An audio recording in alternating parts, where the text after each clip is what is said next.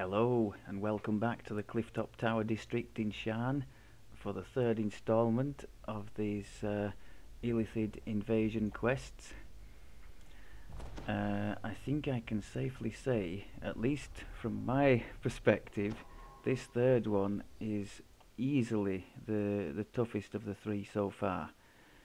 You take a lot of electrical damage, so I would definitely recommend trying either the Ring of Flickering Steel or the Spark Soul boots from is it Salt Marsh, I think, or the Rail Workers boots from Vecna, something just to take the edge off it, because even with these they take me down to half my health when they hit me with a big one, and that happens often, so I have no problem breaking my caster set to equip that.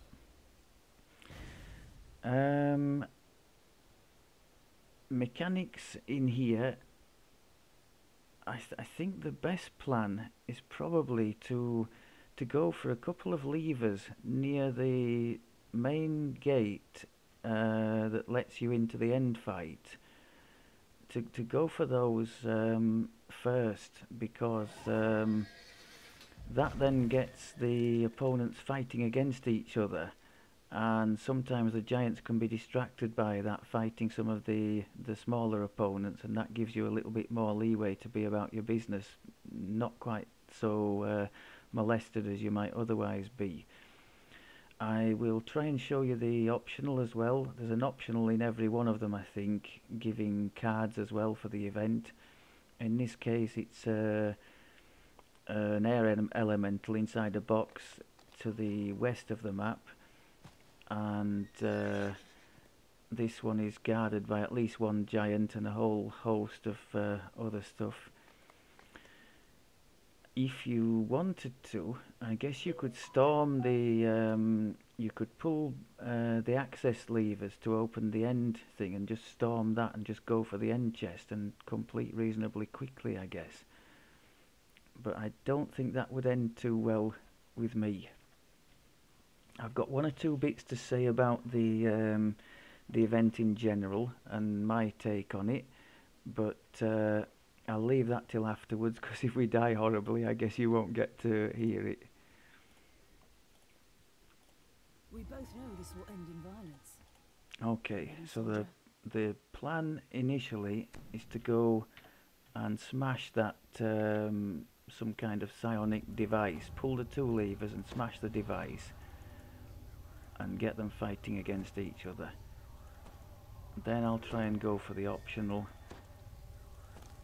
and after that the end. And given what's been happening so far, if I can manage that, I'll be more than happy. The end has a bit of a mechanic as well. You've got to put the two henchmen down before you can damage the boss, and they don't stay down for very long.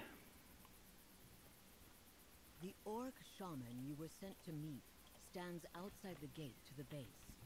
He's engrossed in some kind of magic ritual. You need to take out the Illithid controller who is Okay, so we're going straight for the to do that, you'll need to I'm going to try and put together the biggest pile of opponents we can and get them all in some nice crowd control. I favour Earthquake for this job, because a lot of the stuff is immune to some of the other stuff, like the colour spray and Greater Shout, that kind of stuff. Earthquake seems to do the job in this chain in general. Okay, so we're going for the levers. A giant spots one of your party and attacks. So that's the device we're trying to smash, that psionic amplifier thing. This is one of the levers in front of us here. I'm going to try and put an earthquake down, and while they're distracted with that, see if I can... No, leave us alone! See if I can grab this lever. No, it's not going to happen, is it? Come on. Yes. Did we get it? I think we did. Okay. Lever number 2. Wherever possible. Oh, don't die! Wherever possible, I'll go with the crowd control just to incapacitate. And then while they are in that state, I'm going to go for the lever.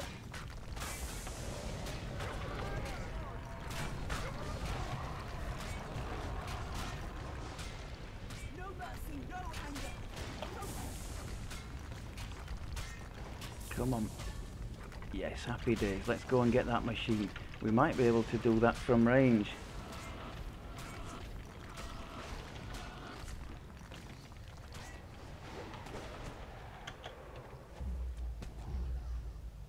I've dropped a load of stuff over the top of the machine. Nice. Okay, now they should start fighting themselves, so let's DDO if we can. No, don't die! Go through the door. Okay, let's just catch our breath. Yeah, the giant's fighting those. That's perfect for us. Perfect. Okay, just refresh our little potion things here. See, every now and again, for random reasons known best to themselves, they drop a big bomb on us like that when they don't even seem to be paying attention to us. So that does feel a little bit unfair. I'm going to try the same again here, see if I can make a big pile of opponents.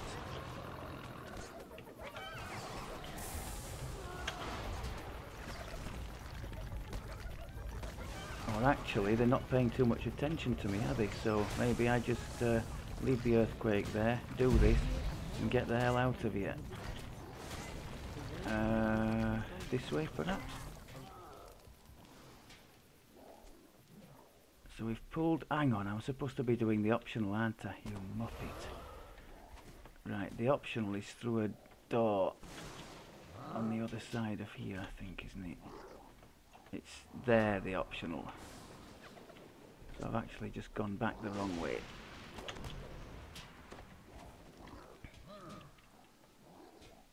Now I'm hoping they're going to be sufficiently distracted not to come pestering me in here. Oh. Now he does take lightning damage, doesn't he?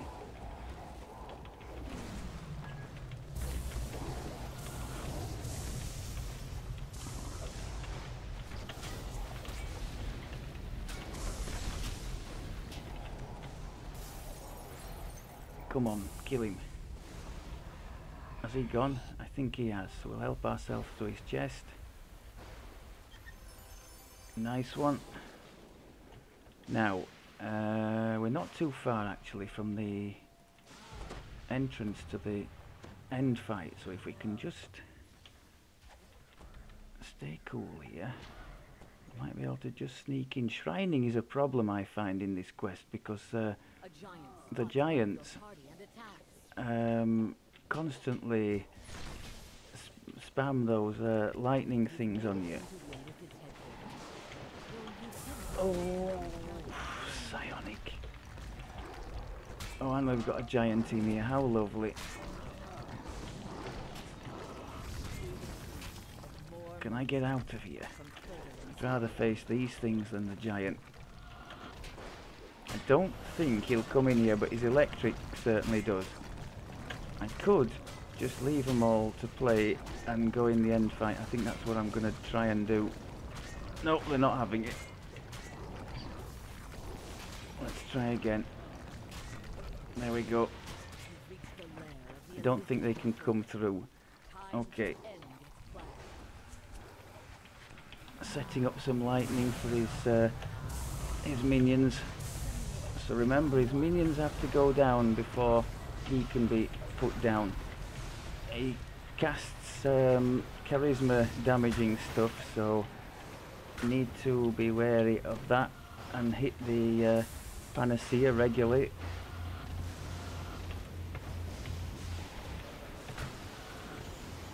get out of that, whatever that is. Try and leave the damage over time ticking on him, because his boys are going to get back up soon, and maybe, just maybe, if I'm lucky, that ticking damage might kill him.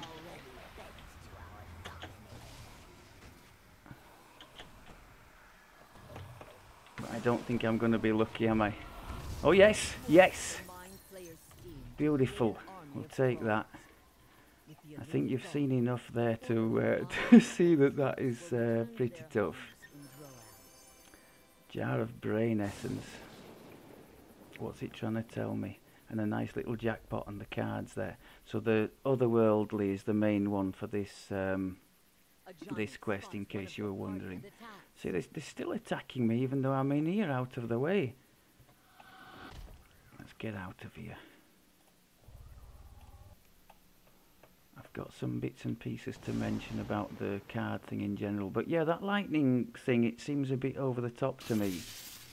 Fair enough if they can see you and they're next to you, but just to have it going round corners and through walls and all that, it feels a little bit harsh. Anyway, we got there. A couple of things on the cards themselves. The cards, as most of you know, I'm sure, are not bound in any way, so they can be freely sold on the auction houses and used to make yourself some shards if that's what you're after. The decks are bound to account, so you can make one with one character and pass over to whoever you want to use the deck. The fact that there are no rewards at all, as far as I'm aware, for the Illithids for progressing the, you know, the global quest, seems a bit stingy to me. I would have hoped that for the, you know, for the people who are actually making this content open for the rest of us, you know, there'd be at least a nice chest, maybe with a possibility of one or two of those curse cleansing things, you know, just as a bit of a reward, a feel-good factor, and a, you know, a sort of a well done from the rest of the community, that kind of thing. So I think that's a bit of a shame. The whole mechanic in general, you know, to be completely random to me, is a bit of a shame too. It's, well, obviously it's frustrating, you know, when you get attack and damage or sneak attack dice, this kind of thing on a caster that can't use it at all. My take on it would have been, you know, if they really want to keep all this random stuff, just keep it like that, but when the card is generated, don't put it on the item, just leave the player to have the generated card and throw it on the item they, you know, on the item they'd like. So let's say I get sneak attack dice, rather than have it wasted on this caster that I'm playing at the moment, throw it at my little archer who would love a sneak attack dice, and straight away, you know, you're feeling like, yes, I've got something out of it, instead of, oh god, another wasted one. I don't know, there's just a bit more of a feel good to it that way, or there would be, in my opinion. My take on it is going to be, I have 3 settled characters, an archer, a caster, this one, and a tanky warlock. They've all got their endgame gear, which I don't plan to change anytime soon, so I'll just throw cards on them as and when I get them, and what they get, they get. I won't be swapping and changing and all the rest of it for the sake of the cards. I can't believe they were worried, you know, they did it this way because they were worried about power creep. And not when, you know, levels are going up and there are, you know, like big jumps up in item power with that. I mean, like the glasses, the rings, the series of rings they're giving out now with the 5%, well, the 5 extra universal spell crit chance. That's enormous. That's more power creep than any of the possible curses, or all of them put together.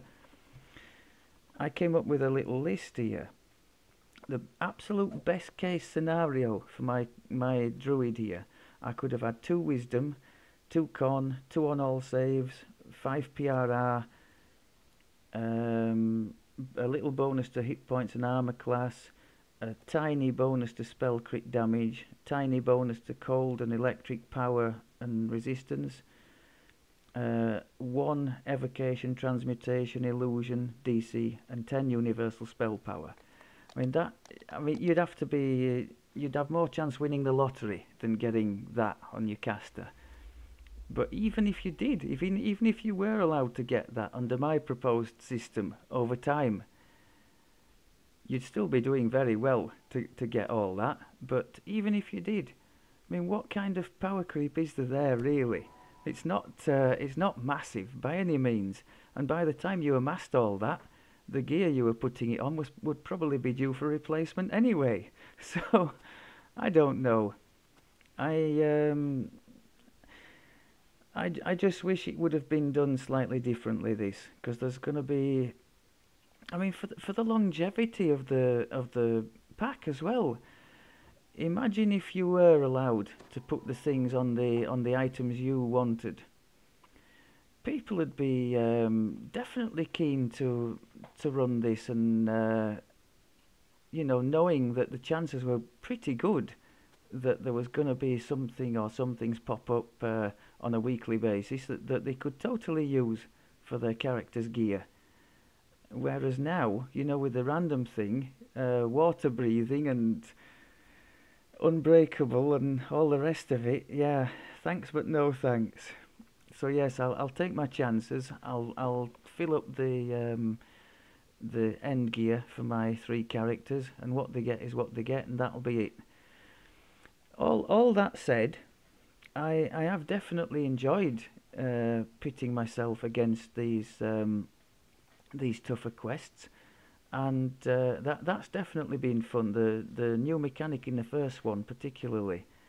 So just as quests themselves, it's been good. Our group's had fun. We've done the first 2 together. Haven't tried this third one yet in the group, but yeah, on a purely fun level for the quests themselves, I think it's been quite a nice challenge. I have a feeling when we come to do that third one, there's going to be more than a few deaths. Yes. But such is our lot in the realms of the extreme challenge, I guess. I dread to think how much damage that lightning would do. It'd be one-shotting everyone on Reaper 4, wouldn't it? Yeah. Okay, I think I've waffled on far too long already. Thanks very much as always for looking, and I will speak to you soon. Take care.